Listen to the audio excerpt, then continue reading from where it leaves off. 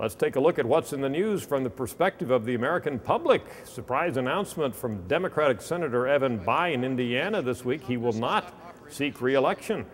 Good news for Republicans because they, that is the GOP, think they can pick up that Indiana Senate seat, which raises the question, of course, of the midterm elections across the entire U.S. for Congress this fall and also in about a third of the U.S. Senate seats. Where do we stand now? Well, we don't have any current polling since Bayh's announcement in Indiana. However, our February update on our congressional generic ballot shows a dead even tie among registered voters in terms of preference for the Democratic or the Republican candidate.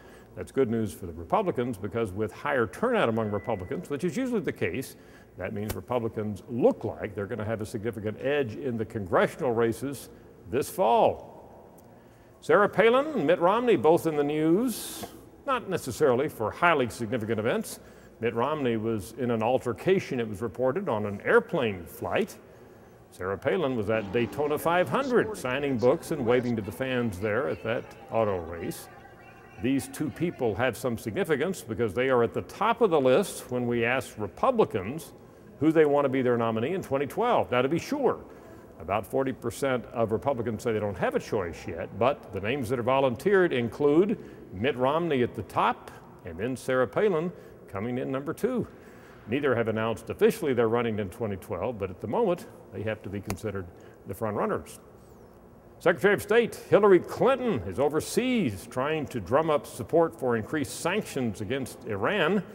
That makes sense from the American public's perspective. We ask, what are the greatest threats to America?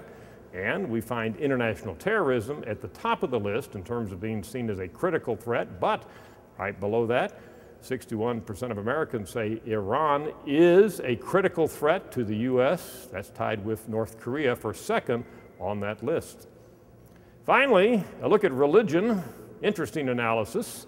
We compared church attendance of Americans across all of the 50 states plus the District of Columbia.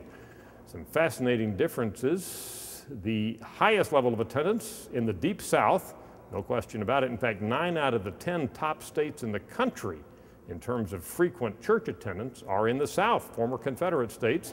The 10th state that joins them, maybe not a surprise, Utah.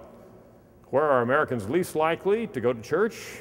Well, it's pretty clear from our data, New England, and also in states out in the West, and Hawaii, and Alaska. You'll want to check out the full analysis here at Gallup.com.